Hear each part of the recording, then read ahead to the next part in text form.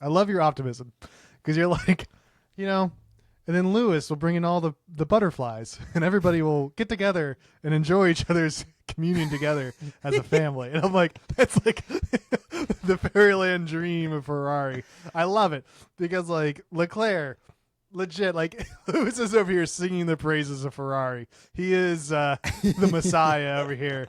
What really we do is. with Fred is the right thing. Meanwhile, Leclerc is crashing the fuck out on his radar.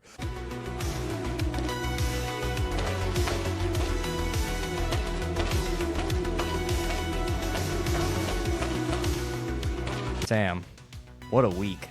We're back, Ryan. It's been a journey.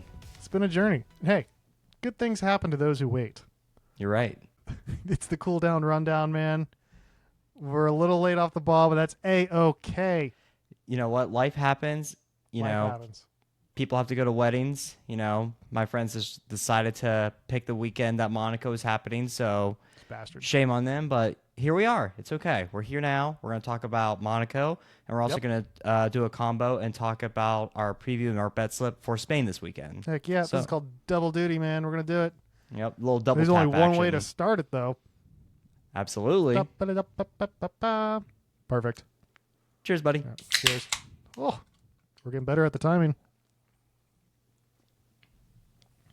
Repetition, baby. Ooh, Always. It's a good can right there. Sometimes you get bad cans. Mm-hmm. Sometimes you get good cans. It's a good can, Ryan. Sometimes you get bad Monaco races. Sometimes you get good ones. Where do you lie? I cannot believe that I am saying I was entertained watching this race, Sam. I will agree to that. I don't know if it How- was a good race, but boy, it was entertaining. That's for sure. Yeah, I don't know how to even describe it, but like I was glued to the screen the entire time. Shout out to my wife first, real fast. She was driving us back to Chicago, and I just got to watch the race on my phone for 2 straight hours, and it was the best 2 hours of the road trip that entire day, watching this all unfold. But before we get into it too much, Sam, Yeah. we both have penalty shots to take. We got penalty shots. This is the what? That was the 6th round of Formula One, and we are still no points on the board. This was the closest, though. Shots in. It was This was the close. closest. So for those who don't know, Sam picked the bet of no safety safety car. car, and I was really thinking it was going to happen.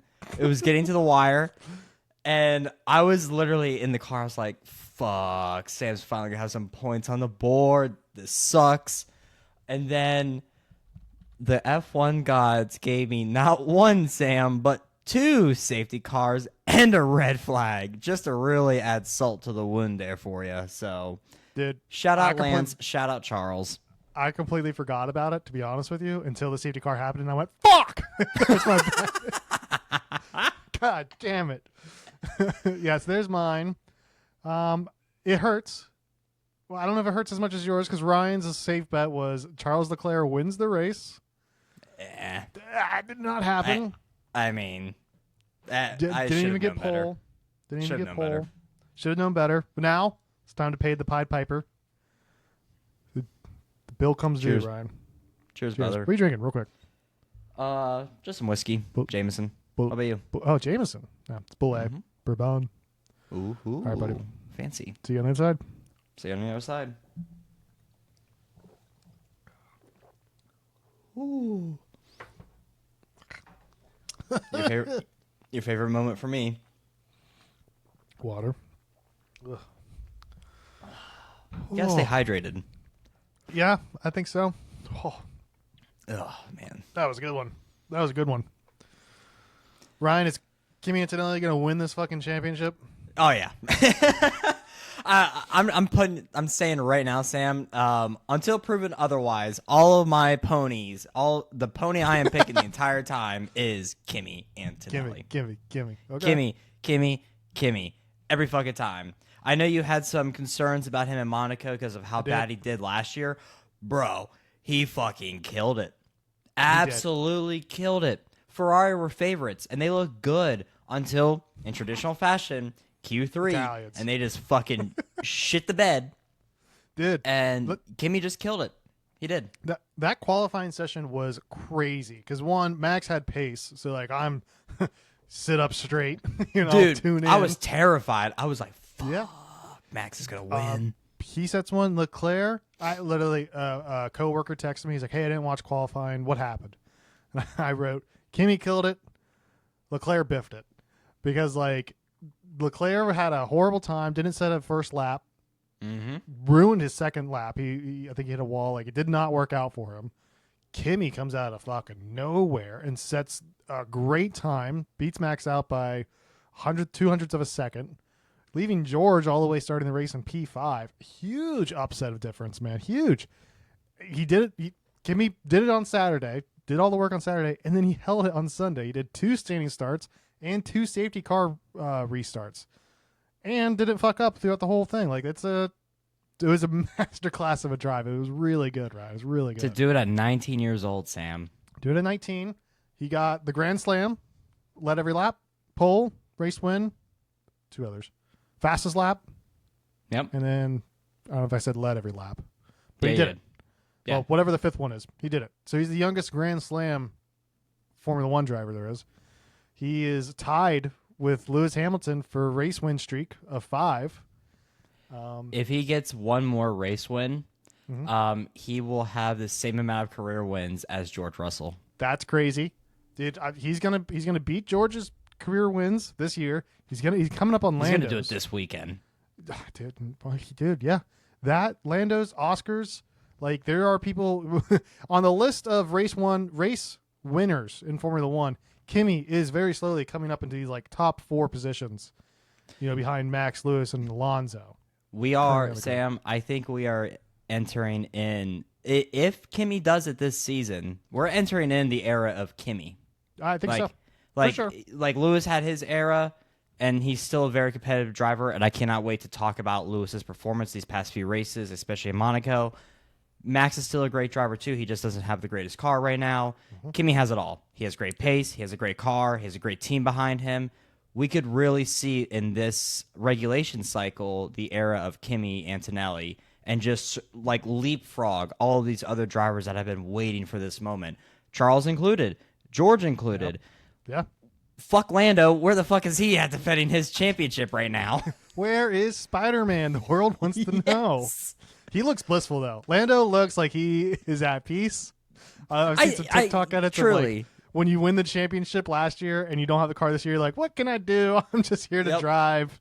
Yada, I'm just here yada. for a good time. Yeah, exactly.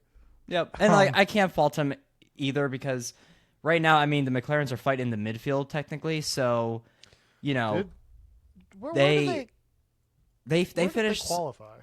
Oh, I forget where they qualified. I'm on it. Google. 7th Computer. and 8th. Computer. Yeah, 7th and 8th. So I thought they was gonna have more pace this weekend. They did not. They still have gremlins, man. This is 2 DNFs for Lando for the same issue, plus this DNS in China. The McLaren boys, Lando specifically, is having a hard one out there. But to go back to your point, though, yes, Kimi is absolutely killing it. I feel bad for George. If you're a George stan right now, dude. Do better.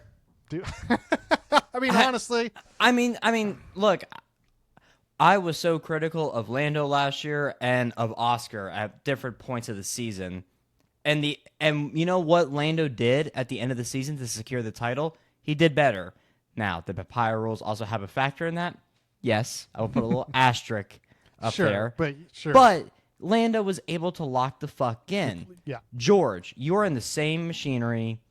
The car might not be set up exactly to your liking, but still, it's the same machinery. You have been at that team way longer. You've been in Formula 1 way longer. You got to take some accountability for yourself and just lock the fuck in, my guy. Well, we're coming up on the European circuit. We literally have like 4 races in the next 5 weeks. They're going to be busy. The thing is, Ryan, like George lock in, right? He locked in Canada, engine blew. Monaco should have been another one that he, like I said, Kimi didn't do well last year. It's a hard track to do on. So like this is the one where experience Holy speed limit penalties too. No, those were everywhere. We're gonna get into that big time. We're gonna get into that. So yeah, and then specifically because George had the speed limit problems, and then his own fucking team fucked up his pit stop because they didn't serve his penalty. So he had to do a what was it? Oh my god, penalty. I did forget about that part. Yeah. I did forget about that part. Mercedes. Where did he end up finishing this entire race after? He finished, I think, 13th. I'm pretty sure. Not good. He did not finish 13th. He finished 12th. Close enough. Okay. Yeah. Outside the points, so who cares? Hey, he still was in my points though. He still got some points on mine. Yeah. Again, who cares? No, I'm just kidding. Oh wow. Okay. I'm joking. No, it's bad because guess what, Ryan? He is no longer P2 in the driver standings, in the official driver standings. Who is number 2 now, Sam? the coming in at the ripe age of 41 years old from England, Lewis Hamilton. Yeah, dude. That's my boy. He is back, Sam. He is back. This is the best start to a season for him since 2021. Fuck all the haters. Fuck everyone that says he doesn't have it. He still does. He has turned that car around. He is slowly turning that team around. And I want to get into this with you. I do too if I don't die choking on my beer. Jesus Christ. 2 podiums in the last 2 races, top 2. Tracks that he's good at. Tracks that he says he likes. I saw the post-race interview, the quick one he had. He said that Vasseur made the changes that he wanted, that he pleaded for the car. Feels way more comfortable with it. When Lewis is in a car that he finds like some comfort in, he's a killer. He still has it. Listen, this podium, P1, Kimi Antonelli, 19 years old. P3, Isaac Hadjar, 21 years old. P2, Lewis Hamilton, 41 years old. Like the man is still, it's seriously like it's with I think Alonso's 43. And so a lot of people's like, oh, how long can Alonso go for? How long can Lewis go for? Because if he's happy and he's performing, yeah, the man's going all the way. And like, I saw someone tweet at one of the Ferrari fan accounts that I follow. Mm-hmm. Someone it's was your own talking, account. I get it. Yeah, I have so many burner accounts, Sam. But someone was saying he is like just a couple points away from totaling his entire points for 2025, and we're only 6 races in. And someone said 2025 was literal hell for Ferrari fans, and it truly was. Like, this is already night and day for both of them. And Charles has had it rough the past 2 races in comparison to Lewis, but I want to get into this, Sam. I don't know. I've sent you a couple memes about it, but spoiler alert if people don't know yet, Lance crashed into the wall in the final turn, and that caused the first safety car. And literally, once the restart happened, Charles crashed in the exact same spot. That man, I think, murdered the entire team that night. He was so pissed off. The radio messages were like, I'm not even going to take responsibility. These fucking fantastic. brakes. Yes. And so, do you have you looked up all the issue behind the brake stuff yet?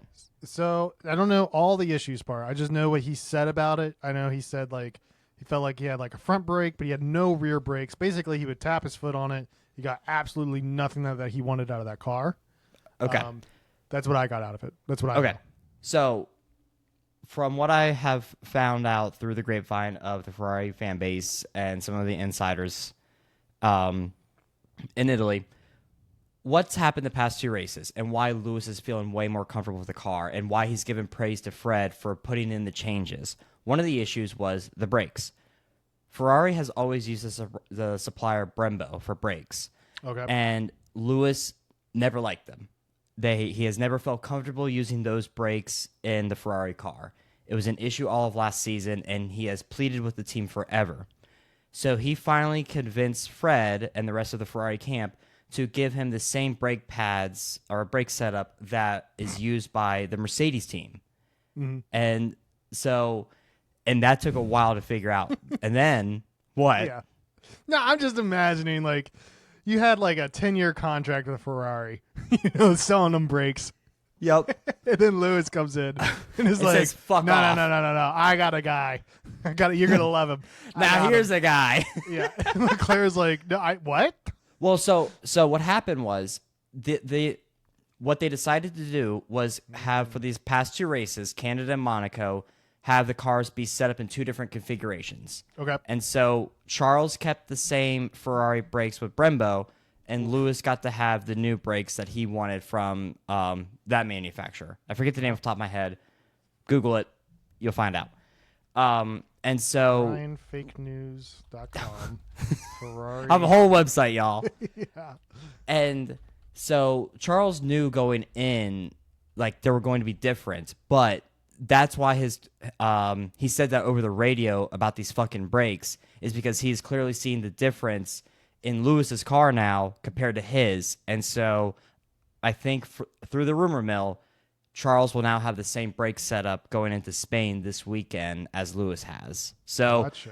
Rip to Brembo, you just lost Ferrari as a client. Dude, that's insane. Yeah, But like that, yeah. and like that's why when I said in our preview episode about how like Lewis is changing the culture at this team, he really is. He knows his stuff. He has won so many World Drivers' Championships. Whenever he says something, it carries a lot of weight, and I do think he is slowly changing the entire culture at that facility and that team. So it's really cool to see that, and I'm hoping that what he is building through his package for his car will get carried over to Charles, and then they can just be stronger together as a team. I love it. I love your optimism, Ryan. I love your optimism because you're like, and then Lewis will bring in all the butterflies, and everybody will get together and enjoy each other's communion together as a family. And I'm like, that's like the fairyland dream of Ferrari. I love it because like Leclerc, legit, like Lewis is over here singing the praises of Ferrari. He is the Messiah over here.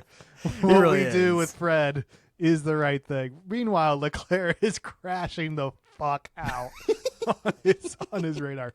Can we rewind though to that safety car restart? Because I think I might have sent it to you. I definitely sent it to Sarah.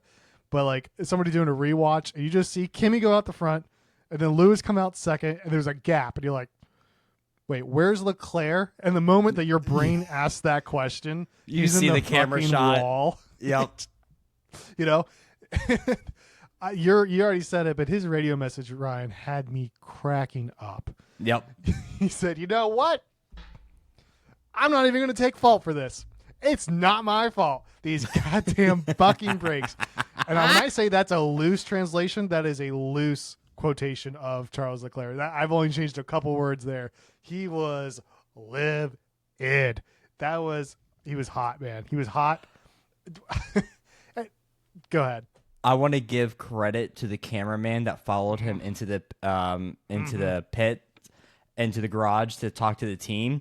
Because if I was Charles and I turn around and I see that camera 5 feet away from me as I'm just fucking pissed, oh man, that cameraman will be flying out of there in my mind. But props to them. Props to that. Part of the storyline, Ryan, is that Monaco is literally getting ripped up from the ground as these cars drive over the road. Like they were literally ripping up the road that they had to avoid, and that was a part of the cause of his wreck. Yes.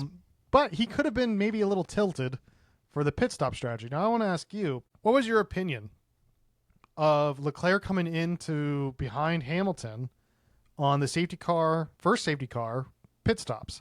Hamilton has to serve a 5-second penalty, and Leclerc gets to serve a 5-second penalty behind him as a double stack for the pit stop. What did you think of that as a driver? Because I feel like I kind of wish I watched the other broadcast because the Sky Sports, the British bias, didn't say dick about it. They just didn't say anything about it. I think the issue here, Sam, is you don't know what's going to happen at a race, specifically at Monaco, because like first off, I wasn't anticipating a safety car this weekend. We got, I think, technically 3 and a red flag, like fucking wild. So I feel like if you're Fred and you're the team, you have a safety car. This is your only chance to really get them in. Because like I look back to the situation in Australia when they didn't take the pit during that safety car, and it ruined their race then. So I feel like they would have rather have Charles have a little bit of a slower time, in an already shortened time at the safety car situation and just get him in now instead of ruining his chances later on in the race. Now, hindsight's 2020. There was another safety car. It was caused by him, so it still fucked him over. What if I told you, Ryan, that this isn't Australia and this is Monaco, where like you literally can't pass anybody at all, even if your like tires are bad and your engine's shit and you're going I slow don't know as though, Sam, molasses. because there was actually some decent overtakes happening in the midfield during this race in the front straight, the front straight. The, you know what I'm talking about? Lane straight. The pit lane straight. Yeah, thank you. I don't know. I feel like we only had like three or four from what I saw. All I know is I saw Isaac Hadjar slow up fucking Russell into the moments of like Russell going through a conniption to get a pit stop. Also, George is an idiot sometimes on trying to overtake people in the wrong parts of the track, I feel like. Because he was also trying to do it in the back chicane, which is like, what are you trying to do over there? Like, so if you're going to do it during the pit straight. You're saying Monaco's good. There's enough places to pass that Ferrari does need to keep that into I think so. I think for what we saw this weekend, Sam, Monaco's in the good. pit Don't straight. change it. It's fine. Yeah, keep it. It's flawless now. Picasso. All I'm trying to say, Sam, is I'm not overtly critical about that call in that moment because I'm pretty sure there was. And correct me if I'm wrong, because again, I wasn't able to like fully watch intently because we were on the road trip back everybody. home. You heard it here first. Fake fan. Jesus Ryan. Christ. Hit me, Poppy. Sometimes, Sam, you just piss me off. That's why I waited for you to be in Chicago to tell us. So you can't smack me in real life. I'll be back next week, buddy. I'll smack you then. Oh. Anyway, Anyway. what was your question? Fuck, I forgot it. Oh, God. Chat, I'm sorry. We were talking about passing in Monaco, Ferrari pit stops. Should Leclerc have seen out? Correct me if I'm wrong. I'm pretty sure when that whole debacle happened and the first safety car went out, I'm pretty sure that there was a decently large gap, not significantly large, but between Lewis and Charles before they got into the pits together. So, or were they neck and neck when they both went in? If there was any gap, it was mitigated by the 5-second penalty, and Leclerc was definitely held up by that. He didn't lose any positions because everybody else pitted with him, but Leclerc had enough time to get to the back end of Lewis Hamilton and had to wait for him to move on before he got his pit stop. So it wasn't. Well, I think that answers the whole thing right there for us, Sam, is I think Ferrari knew that he wasn't going to get overtaken even if he had to wait behind Lewis. I agree. So I think, like right there. Sure. But if you're a Leclerc like Stan, don't you think they kind of be, taking away that he's going to fucking crash the next lap? Nobody knows that. Did they? Because here's the thing. I think people are going over this story because he wrecked. But if he didn't, were they going to rob Leclerc of P2? Like because they let him because they let Lewis Hamilton serve his penalty in the pit lane in front of Leclerc when Leclerc could have done another lap on the safety car like Kimi did. Well, I also think too, though, Sam, is at this point in time in the race, for a majority of the race, Lewis was ahead of Charles. Like he was doing a pretty damn good job the entire time. Sure. So With a I penalty. almost feel like if they would have catered to Charles, then you piss off Lewis because he had such a good race too. Like I Who feel has like the penalty though? You know what I mean? Okay, but you can't, Sam. I think that this is almost like a papaya rule situation. A little bit, yeah, because like I think you can't mitigate just to appease the drivers for a situational thing like that. Like shit. We have talked about this. Shit happens in races. You just got to let it go. And if all right, hold up. If both of the drivers end up on podium and Charles didn't crash, I don't think he would be pissed off by a P3 compared to a P2 in that situation. I don't know. Let's rewind this. Let me give you a scenario, Ryan. It's Monaco. Okay. Lando Norris, P2. 5-second penalty. Oscar Piastri, P3. Safety car comes out, and they say, hey, both of you come into the pit lane. Oscar, yes, you would have been net P2 over Lando, but Lando has a penalty to serve, and you have to sit behind him while he serves that penalty before you go before you get your new tires, solidifying your P3. That's papaya rules. Are you having the same? Will you have the same mindset with that? I think in that situation, wait. It's the same situation, but McLaren. That's all I'm saying. It's the same situation, but McLaren. Okay, now just remind me, who did you have in the situation in P2? Lando and P3? Lando P2 with a 5-second penalty. Oscar P3. Oscar has to serve the penalty with Lando and hold his position in P3 and gets robbed of a P2. I don't know, man. You would be pissed at that. I would have been pissed at that. I think Leclerc would be pissed that, hey, why am I not? I spent this entire race behind Lewis, not attacking. I don't know if assuming he knew that Lewis had a 5-second penalty. But the gap was so far between them, Sam. Like Lewis after was a safety ahead. car, though. No, come on. No, Lewis was having such a good race, Sam. I would like to know what the gap between Lewis, Hamilton, and Leclerc was before the safety car. I don't think it was over 5 seconds. Oh, it was over 5 seconds. I promise, Sam. I don't know. What do you look up to find this? Hold on. I don't know. I'm just Googling it. I'm hoping I can It find was close enough for them in the gaps for him to pull up behind him. I don't know what. But it's also Monaco. It's a short track. All right, you ready for this? Lap 60 before the first safety car. Okay. Leclerc is 2.9 seconds behind Hamilton, meaning he was within the 5-second window this entire time. Okay. Now, let me ask you this, though. Let me just ask, just for my knowledge here, what was the gap between Charles and whoever was behind him? 48.2. I just don't think in this situation they would. I don't know, Sam. I don't know. Because also, it's Monaco. Like, as we know, as we are arguing this right now, it is hard to overtake. So, like, if Ferrari knows that they can just secure P2, P3 in this situation and just get them into the pits right now, who the fuck cares? I truly think that was the mentality of Fred and team. I agree with you that I do think that's the mentality, but I don't think that erases Leclerc's grievance of sitting behind Hamilton and having to serve his penalty with him. Because by all rights, Leclerc should have been in front of Hamilton after this pit stop. By any pit stop, or at the end of the race, that 5 seconds. You're giving me the king and queens. You're giving me that, but I'm telling you, if it was McLaren, we would be yelling to our voices were hoarse about how unfair that was to Piastri if he was P3 and Lando was if the same scenario. Okay, but here is I think another caveat, Sam, is at this moment in time, maybe this changes in the next 6 races. I hope. It's not a Ferrari battle for the championship between two drivers. We knew going into Monaco last year that it was a McLaren battle for the championship, where that matters way more. And one guy is now in P2 for the championships. Yes, he is, and I do see that. But also, it's because Charles crashed into the fucking wall. He didn't help his situation. I agree.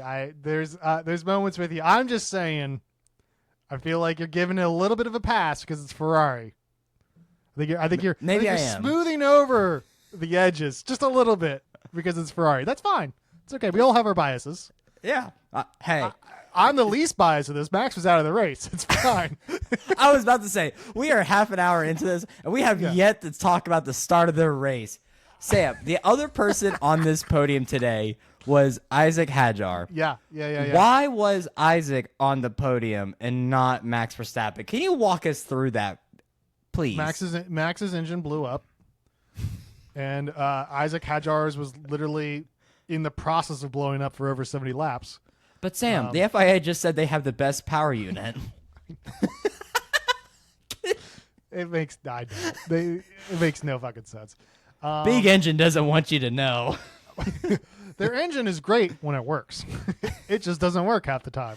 Welcome to Ford, baby. Dude, that was upsetting because Max had such a good chance to possibly, kill it off the line. Oh, a Kimmy Max battle at Monaco would have been so cool to see right off the rip. But I did enjoy seeing Max just sit there. I'm not going to lie. When you texted me and you're like, I'm done watching, I was like, wait, what's going on? I'm done watching. I literally, because Ryan, cue this. Max is out of the race.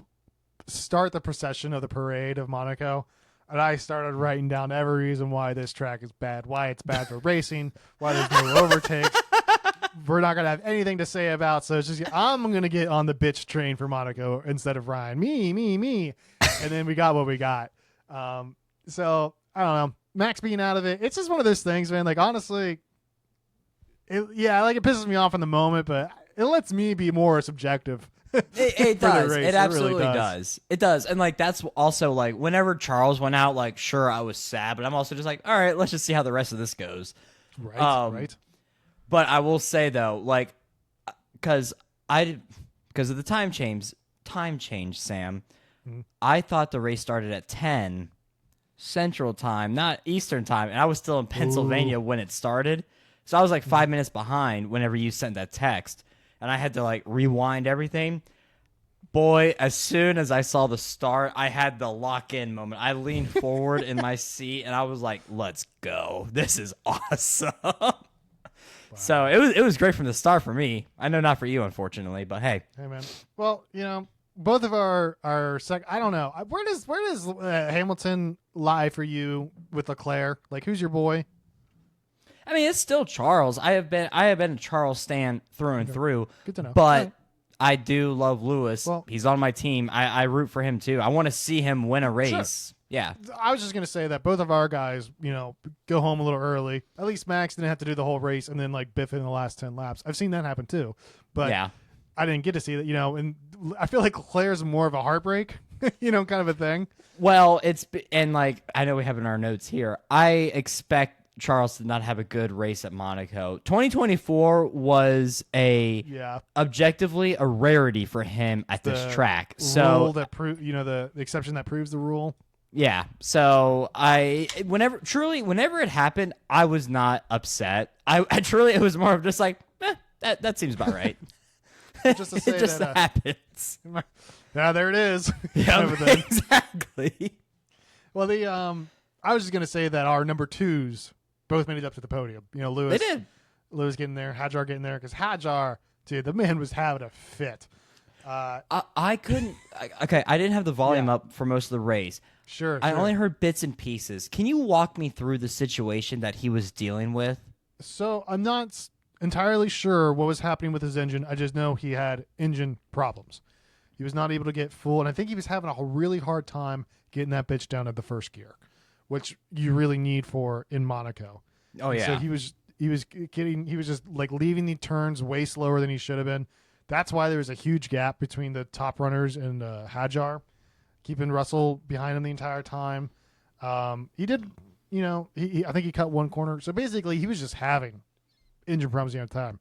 But you know how emotional Hadjar is. He is. I'm telling you, Ryan, livid. He is a candidate for Mad Dad this weekend because he is just on, and he's got. I think he gets more French the angrier he gets. What the fuck is going on here? It's fucking stupid. And they're like, they're like, Hadjar, do not fucking lose it. We're on lap 3 of Monaco. We got a while to go, man. Yep, I did see like one of them where it was just like one of the messages was like, you just got to deal with it. You got to survive. They're like, we know, we see the problem. We do not have a solution. Just keep driving. just keep going. Just shut up and drive. You know the Key and Peele episode where they do the dancing, like the 1970s like athletic aerobics dancing thing. Oh yeah. And they're like, like your wife and daughter's been hit in a car wreck. Keep dancing. He's just over there. Yes. So that's Hadjar. Just like, wow, a lot's going on, but just keep driving. He's got to hold it in. Buddy. But hey, good for him. Good for him to get podium. I think that's his first podium officially, right? For Red Bull, I'm pretty sure he already had a podium in the Netherlands. Okay. So but still, But that's a great job for the second seat at Red Bull. Like that is something that hasn't been done in a long time, I feel like. It's good. Probably since Sergio. Speaking of Perez, Ryan, if I was Cadillac, I'd be pissed off at Perez. I'm not entirely sure if you know what he did during this race. No, I don't. So please tell me. So he fucked up his grid slot at the beginning of the race. Oh, I did hear about that. At So least. he missed yes. that. Got a penalty for it, right? Yep. Served it. Boom. Was going to finish this race 10th, which would have been the first points for Cadillac ever in Monaco. But the motherfucker Perez messed up the grid slot during the red flag restart, so he made the mistake twice, and he lost them the point. They can't be mad at Valtteri anymore when Sergio's doing that. In my mind, like I have been seeing a lot of reports about how Valtteri's already in the hot seat. I'm just like, Cadillac. All due respect, you need these guys there to just develop your team. Yes, I will say I've seen the same things, but from what I've seen since then, a lot of that has been just purely rumor and conjecture. That Bottas is in the safe seat, but there was a lot of like talking. I that he's in hope the hot so. seat. But this entire they've sport been is dismissed. rumors. It's true. It's true. But I've heard that these ones have been categorically denied a little bit. So I think he's okay. That's what I'm saying. Good. I think he's fine. He needs but another this is- season. Yeah, because Cadillac shouldn't be securing points at all. It's all about building a foundation. Once you have a foundation, then you can get yourself a younger driver, or somebody with some grit in them. Yeah, exactly. Like if you do them. get points, that's fucking awesome. But like they should not be. We've talked about this. They should not be expecting points at all this season, at all. I agree. Yeah. So It would have been cool. Yes, but like, sorry, your car is it's a shit box. Hey man, it allowed Aston Martin to get their first points of the season. Alonso got P10. No, the oldest man on the grid, securing the dubs. So Good one for man's him. trash, another man's treasure. Brian, there's only one other thing I want to talk about. We don't have a sad dad for Formula One, but if there was a sad dad for this weekend, it's got to be Gasly. Oh yeah, dude. The man crosses the line in P3 thinking he got a podium in Monaco, and the team never told him about the penalty. About speeding in the pit lane, him and 5 other people, all in Monaco, speeding in the pit lane and getting slammed with fucking, getting slammed with penalties. Poor guy. I feel like Flavio did that on purpose. He was like, "Hey, Netflix is gonna love this episode." Got the brakes. Yep. But also though, like, okay, we've just alluded about this whole situation. Mm-hmm. Why the fuck were there so many speeding in the pit lane penalties this year, dude? I swear at one point there was at least 6 drivers that got hit with that, maybe more. I'm pretty sure it was 6. Yeah. So I don't know if you saw. I've done Hell, I research. think George got it twice. George, well, I think he was under. So George was under investigation. He was under an investigation. He did the speeding. That was for sure. Then And he was under didn't serve investigation, it. And then he didn't serve it. So that was another infraction. But the second infraction that George had was crossing the white line before him. That's right. That's right. But he got cleared of that. Yep. But these speeding lanes, what happened was, Ryan, is that they don't take your time based off of your speed entry. They don't it's not with a speed gun. That's not how they're measuring it. They literally measure it from how long does it take you to get from point A to point B in the pit lane. So they do the math. If you cross, so if you start here, pit lane here, right? Yep. And it takes you X amount of seconds to get right here. That's how they're measuring your speed. Is they're literally measuring how long it takes you to get from point A to point B. But it's a short pit lane. Here's the thing. This is what people were doing. They were cutting the corner at the pit entry of the grid boxes of other people's garages. And then on the pit exit, specifically near Cadillac, where Cadillac has their pit, crew come out, and they have their pit box. Yeah. And they had the pit lane. People were cutting the corner. Literally just cutting the corner of the of Cadillac's pit box. And by cutting that, they trimmed the total distance of the pit lane by, I'm telling you, fractions of a meter. by cutting the track by fractures of a meters, they shortened their overall distance of the pit lane, and so therefore their speed was like literally 0.1 kilometer over or 0.4 kilometers over. So by them cutting the corners on the pit lane has what caused everybody to get speeding infractions. Sam, first off, I didn't know that's how they measured this shit. Mm-hmm. That's crazy, first off. And it's crazy that they are able to calculate if someone is speeding technically by just like those slight little movements. It's kind of impressive. Well, I think it's more accurate than what a speedometer would be. Yeah. No, 'Cause I think like it's now that you explain it to me, Yeah. it does make more sense. But like at first I was just like, why not use the like a little speed trap or something? But a speed trap of like how fast they are when they enter. No. It's all about like times divided by distance. You know, that's how they figured it. And they just do the distance thing, and that's what I love about the sport. It's about the minutia. It's about the tenths here and there, the little fractions, the milliseconds. These fucking engineers. Dude, and it's literally the sport for nerds, man. You know, it's all the nerds working behind the scenes, and then just a few like adrenaline junkies behind the wheel, kind of a thing. Yep. But I will say, Gasly and Alpine are under a right of review still. Yes, I did see that. I think they've petitioned it so we'll know by Friday. I doubt anything gets changed, because if they change it, they're gonna have to admit guilt from the FIA of what specifically Alpine says they have more evidence to like support them that he should not get a penalty. We'll have an answer Friday morning, so we won't know until next time we record. I'm putting money down that nothing will change. Like I don't think anything will change at all. You want to place a bet on that? I will place my I'd parlay it. Hell yeah. I'd parlay that bet. Ooh, okay. Yeah, I would. With my chest. Yeah. All right. Well, whenever we get to this point, If when you we allow me start to talking parlay about the preview, we'll talk about that. We'll circle back. We'll circle back. Well, depending on Gasly's, position here, I doubt it changes. So I think, the positions will still stay the point where he's what? He finished that race. Oh, it was P7 round. He crossed the line P3 and ended up P7. So that's the points we're going with. That's the points F1's going with. I'd like to know where he lands on the Ryan point system. Hey. Ryan, take it away. Of course, buddy. So, was able to get this done finally after, being fucking busy as shit. So, for those who don't know, I do my own point system to see how we can make the race more entertaining for everyone and make it more equitable for the people in the back half of the grid. Been doing this for 2 years now. So, how I do it now is everyone gets a point as long as you cross the finish line. And this season, a lot of people aren't crossing that line, Sam. A lot of DNFs every race.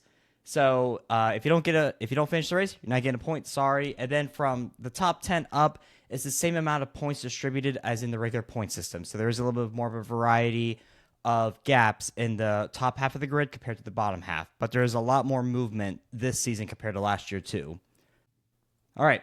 I'm just going to simplify it. I'm not going to list out the points as I always do every time. So with the constructors, Sam, 1 through 5 stayed the same. So in first is Mercedes, second is Ferrari, third is McLaren, fourth is Red Bull, fifth is Alpine. Sixth is now Racing Bulls. They moved up one position, overtaking Haas, who is now in P7. 8 through 11 stayed the same. You have 8 at Williams, 9 at Audi, 10 Cadillac, and 11 Aston Martin. For the Drivers' Championship, though, Sam, a fuck ton of movement this weekend. So Kimi, crushing it. We already know that. He is a runaway in my point system, just like in the regular point system. He's P1. Lewis moved up to P2. He jumped 2 positions. George dropped down 1 to 3. What was that? What is the total points for P1? It's 35. Total points that you can get in mine is 37. If you get the fastest lap, it's technically 38 points. So Kimi got 38 this weekend because he also got the fastest lap. Gotcha. I was just trying to see the gap difference between Kimi and Lewis in terms of race wins and no points. Mm-hmm. So that's about two race wins to 0. That's all I was curious about. Yep, absolutely. Cool. So George is in 3 now. Fourth is Charles. He dropped 1 position. Oscar moved up 2 positions to 5th.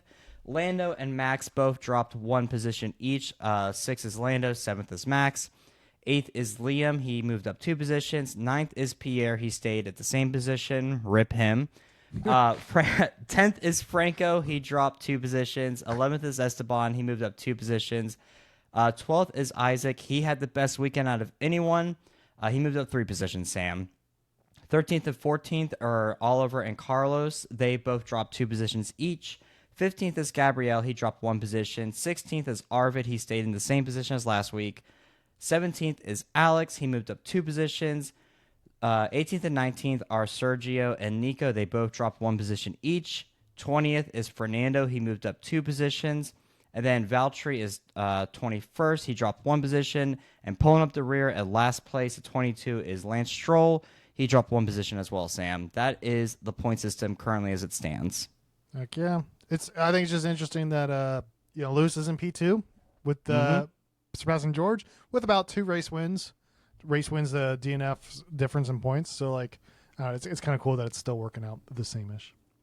Yeah, I do like how it is matching, but I still do just appreciate that we do see a lot more movement in the back half of the grid. I really think the point system, my point system, really just benefits them, and we can really know, okay, who is the better driver in the back half. Great. So, yeah. Well, now that we got the RPS done, would you like to get into the awards session of the Monaco Grand Prix and delivering out all of our driver awards? Always, buddy. You know that. Heck yeah. All right. Well, let's start off with our drunk driver award from Monaco Grand Prix. This is the driver that got a little bit too much to drink and might not get you home. You might not want him to be your DD because he is getting a DD. So, Ryan, who do you have as Monaco's drunk driver? Sam, this is a hard one. This is a hard one. And I think I might need to take some inspiration from you on this. Part of me wants to say everyone who got a fucking speeding penalty, those boys are all under investigation for driving too fast. That's Lewis, that's George, that's Pierre. I forget who else also got it, but there's a lot of them. There's a lot of guilty people on the grid this weekend. But I'm almost leaning towards maybe George a little bit, just because he had multiple infractions and he was under investigation a lot. So, yeah, I'll go George. Should be George's pit crew. Front left wheeljack man had too much to drink. Ruined George's race for him. I'm cool with that. I'm cool with that. I think the Mercedes pit crew gets the drunk driver award. This is the guy that I'll fill you up, and just puts gas straight up into your back seat. I don't think that's where that goes. They put diesel in a gas engine. There we go. That's a way better analogy. Yeah, I agree. I don't think anybody did anything stupid besides maybe Leclerc. But no, it wasn't. But also Lance did the same thing. Yeah, it's true. It's true. Same spot, same wall. I think it goes to the pit crew, the Mercedes. I'm Those cool boys with that. were drinking. They were drinking. I hope they took some Ubers home that night because they needed some help. Sam, we always have drunk drivers, but we also have a designated driver, the person that's going to get you home quickly but safely. Who's your pick for that? I feel like this is a cop-out, but I'm just impressed with Kimi, man. Yeah, I feel like it has to be Kimi on this one because the dude is so young. And arguably, as much as I hate Monaco objectively because it's not great racing, it is a very technical track, and you have to be bulletproof perfect for 78 laps. He was that the entire weekend. 2 safety car starts. He did it on Saturday. 2 safety car starts, 2 standing starts, which Kimi has been horribly bad at on standing starts. He's lost positions every race leading up to this one, leading up to Canada, So, and here's the thing. If Kimi fucked up in Monaco, he would have gotten a pass from you and me and everybody else. It's Monaco. It's a hard track. It makes sense for Kimi to... hell, I was saying that last week. I said Kimi's going to fuck up. Yeah. And we would have been perfectly okay with that. We would have been that's just the nature of the way it is. But the fact that he overcame that, won the race with all the things on top of it. Absolutely. I honestly don't want to see Kimi just run away with this because it might turn into a Max 2023 season, really, where he just dominates, and nobody really wants to see that. But I can't help but be in awe of watching it, of witnessing it. You know what I mean? I completely agree with you, Sam, because, like, yeah, no one wants to see a repeat of that truly, but I think there is a little bit of a narrative difference for this because he is so young, and it's only his second season. On top of it, so, like, it truly is, like, even though it is getting boring that he's winning all these races in a row, I'm truly just mesmerized by it. I'm just like, wow, this kid is just killing it, and fucking you do you, boo. For a note on the season, as long as we keep getting good racing, like yeah, exactly. Australia we're not was cool. Yeah, we're Canada not was, getting 2023 style races. Exactly. Like we've had like some great bangers. We've had George versus Kimi in Canada was insane. Lewis and Leclerc in China was insane. They're trying to murder each other. Yeah, Monaco, as like boring as it was on racetrack, was still insane because literally the AstroTurf was ripping up. And everybody kept cutting corners and getting penalties. Like that's what made it cool. So like honestly, if you would look this on paper and to see that Kimi Antonelli has won 5 out of 6 races, and is absolutely destroying George and Lewis in the points, on paper it looks bad. It looks like Max Verstappen 2023 bad. But the difference between 2023 and 2026 is that we got some really good racing still. We got some really good storylines out of it. Like, yeah, it's not a foregone conclusion. I have not been bored in any of the races we have watched this season. I agree. From start to finish, they have been entertaining for me through and through, and that is the difference between a Kimi dominated season or a Max dominated season. That's not Max's fault either. That is the ground effect era. Exactly. Fuck the ground effect era. Ruined the sport for a few years. Yeah. So. Yeah, I think we're in agreement there that Kimi is our designated driver. I think that's 2 weekends in a row. Good for you, buddy. All right. I think we're having some issues here. Mad Dad. Pissed off experienced driver. Somebody who got a little too road ragey in Monaco. These fucking brakes! If you want to know who my pick was, Sam, it's Charles Leclerc. Was it? Yeah. Yeah, I feel like it has to be. Has to be. Ryan, I feel like it has to be too. Like I said, Hadjar was close because like he was. I'm telling you, he was livid for this first 20 laps, and I thought it was going to affect his racing, and it didn't. Yeah, so that's awesome. Leclerc let his feelings known. I love that. That might be one of my top 3 radio messages from Leclerc because he literally he was so calm about it, man. He's like, you know what? No, it's not my fault. Sam, it's not my fault. I think every weekend at this point, we're always like, this might be my favorite message from Leclerc. He just always has great messages to the team. Dude, every time. I have a seat full of water. Let's add that to the words of wisdom. I don't know if you saw, though, he kind of doubled down in the post-race interview a little bit, too. He was saying, like, oh, I believe, I always try to be, I always try to look at myself and determine like where I screwed up and where I went wrong. But I couldn't be honest with myself. It wasn't me that screwed up this weekend. It was the brakes. Like he even doubled down in the interviews. Like so, and then couple that with the footage of him in the garage just going off on all these Italians, especially after he just got like the announcement of his contract renewal. Oh yeah, man. I completely forgot about that. You know what? The next time he decides to have a contract extension, he should not do it at a race that really matters to him. I think that is a lesson learned here. Yeah. Hey, do you want to drive Senna's car around Monaco? Sure. Yeah. So I agree with that, Ryan. Do it in fucking Canada or something. Do it in the Dutch. To also answer what brakes Lewis is now using for the Ferrari car, I did look it up again. It is Carbon Industries.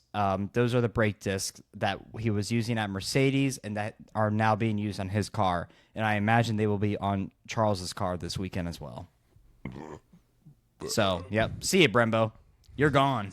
See you, Stinky. You, in the words of Love Island, you are single, you're vulnerable, and you are dumped from the island. Wow. I've been on the Love Island train, Sam. Effect. That is. Now that really is. Ryan, we are coming up on Spain, and I misspoke earlier. They are still in Barcelona, Catalunya. It's still the old track. I was wrong. Okay, I thought so. Yeah, I thought. Well, here's the reason why it's named Barcelona because they're still going to be in Barcelona. I'm pretty sure. Just a different track. Different track. It's going to be in the city.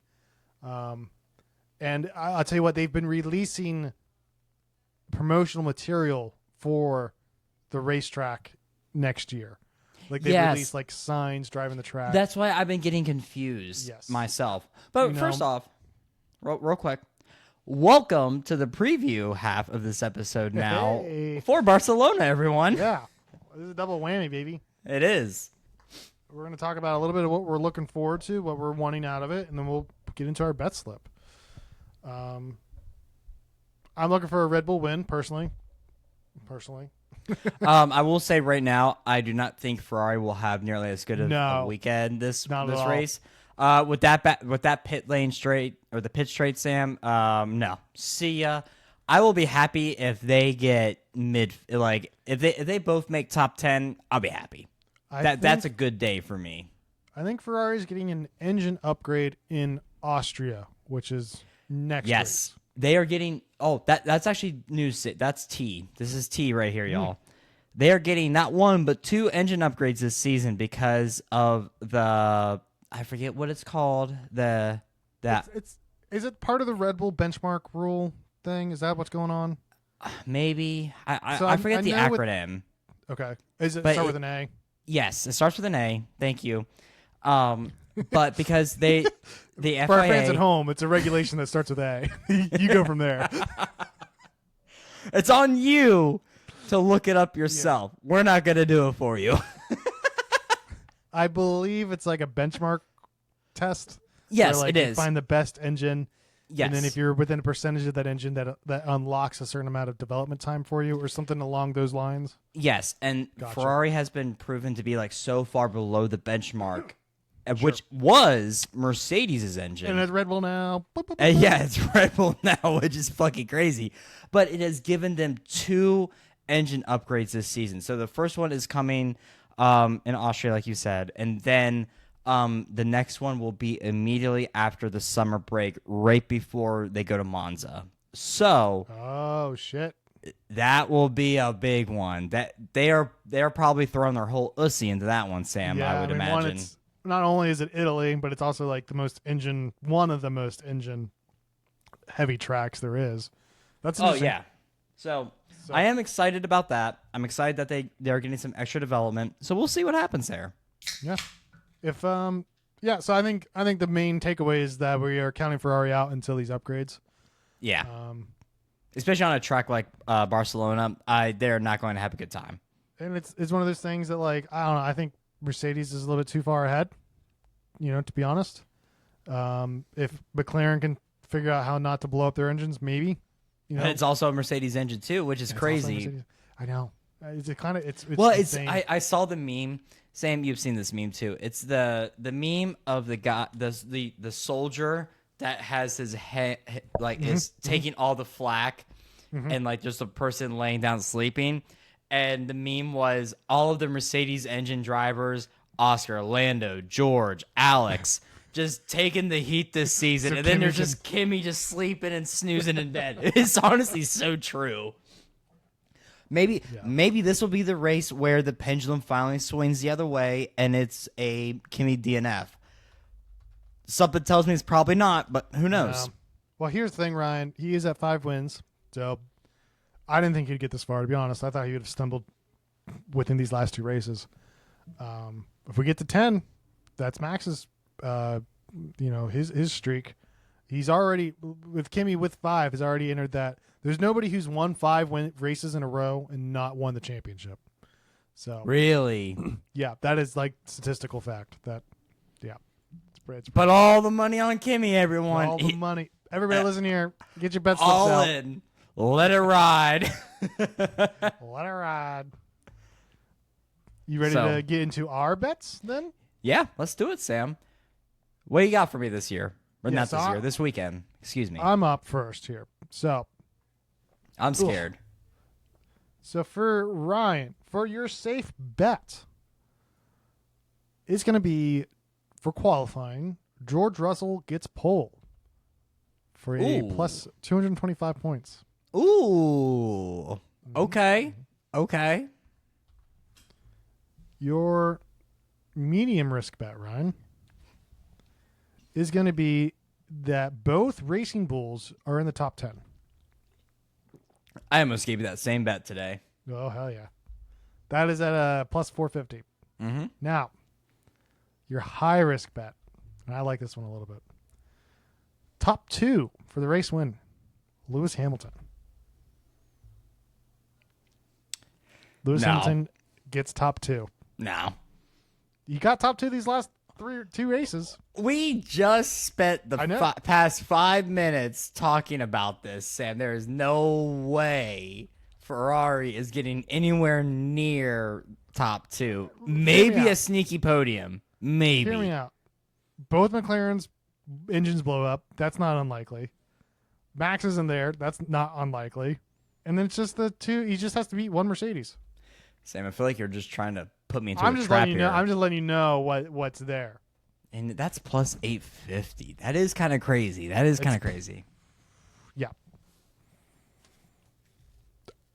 Yeah. Fuck.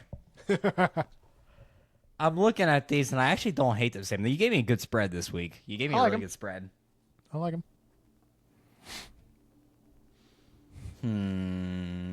We're going medium risk. I want Racing Bulls. Top 10. I like that. I like the Racing Bulls. Liam has been doing really good. Arvid is good, too. Lindblad got the one overtake in Monaco. The one out of like 3 that happened. He actually legitimately got an overtake done on the Albon. Or on either Albon or Hajar. All right, medium. All right, Sam. Is he going to parlay it? No. Oh. No, not this weekend. I'm too scared. I'm too scared. All right, Sam. So for your safe risk, your safe bet, it is a qualifying finish of top 6 for your boy, Isaac Hajar, at plus 200. Ah, dude. It's only at 200? Yeah. It's really good, man. Sam, really I'm good. basically giving you every opportunity here to fucking get some FYI. points. His top 6 for Monaco is like a plus 600, plus 800. It hit. It worked. If I actually put money on that, I would have made money. Like, he did really good. Yep. But continue. All right, your medium risk is your race winner without all the fucking regular teams, plus Aston Martin. And that is Liam Lawson at plus 500. Okay. All right. And for your high risk, Sam, I know you don't like these ones, but hear me out here. Fastest speed in the race. Okay. Audi at plus 1,000. Well, wrong spot, but you get the idea. So it's not fastest lap, it's fastest speed? Yes, fastest speed. Okay. Well, we're X-naying that for sure. Audi already does have the fastest speed at one of the tracks this season. I did look it up. Which track? Let me look. I had this pulled up earlier. I hope I still have it. It was Japan. Interesting. Nico. Interesting. Fastest speed. Okay. I do like your medium risk bet. The thing is the French are a real problem. The Colapinto and Gasly have been really good. They have been. And then They've been honestly, very good. Lindblad over Liam has been pretty solid too. I actually really, really like top 6 Isaac for 200. I'm going to lock that one in. All right, buddy. Let's do Well, it. Do you remember what my parlay was? Fuck. No, I just said it, man. I just said it. Sam, without even thinking about it, just say you're going to do it, and we'll just make it a parlay. Oh, it was it a penalty? No. It was yeah. It was that the Alpines do not change. Their petition does not work. Yeah, their petition does not work, and it stays the same. Do you want to parlay this, Sam? If you allow me to parlay that, yes. Hell yes. So that what we are saying though is if somehow by the grace of God, Yeah. it does actually it gets overturned on Friday. I'm That's fucked. 2 shots for you on Monday. That's 2 shots. Yeah. By Friday, I'll know if I take 2 shots. Oh, fuck. So wait. Let me be honest. wait. Let me make sure about this. Let's say Alpine doesn't change it, but Isaac is not top 6 in qualifying. I take 2 shots, right? Yeah. Like if it fucks up. Yeah, I'm still going for it. I'm parlaying it. All right, so that's a 30% or 33% boost or something like that. So something like that. yep. All right, so let's just add this in here. Is that what we said? Yeah, it's an increase by like a third. So then that'll give me 200 points then. Yes. Okay. Yeah, I'm down for that. First parlay for Sam. I know. I like it, Sam. We're finally doing it. Finally whipping that hog out. I told you. I bet with my chest on that one. I'd put money on that one. Yep. Well, here we go. I swear to God, I'm going to wake up tomorrow morning to like, Monaco changed. Dude, imagine if you're Isaac and then that gets swapped. Oh, dude. Because then he definitely doesn't get top 6. Double whammy for you then. Are there any other predictions or anything you're excited for Spain this weekend, Sam? No, I don't really have anything. I would just like to see George. I'd like to see George challenge Kimmy. I don't even care if he wins. I just want to see them go back at it like they were in Canada. I would like that too. After Monaco, this is more of a wish list than a prediction list. I would just like to see some really good racing, and I think we can get it. I think it can. Oh, I think Barcelona is a really good track, so I'm here for it. I think the new reg cycle is really going to make it more entertaining too. Yeah. So I'm happy for that, but I will say all my money is on Kimi until proven otherwise. So let's see what happens. And then we'll find out very soon. It's right around the corner, and I cannot wait to talk about it with you again. I'll see you there, buddy. I'll see you then, buddy. Cheers.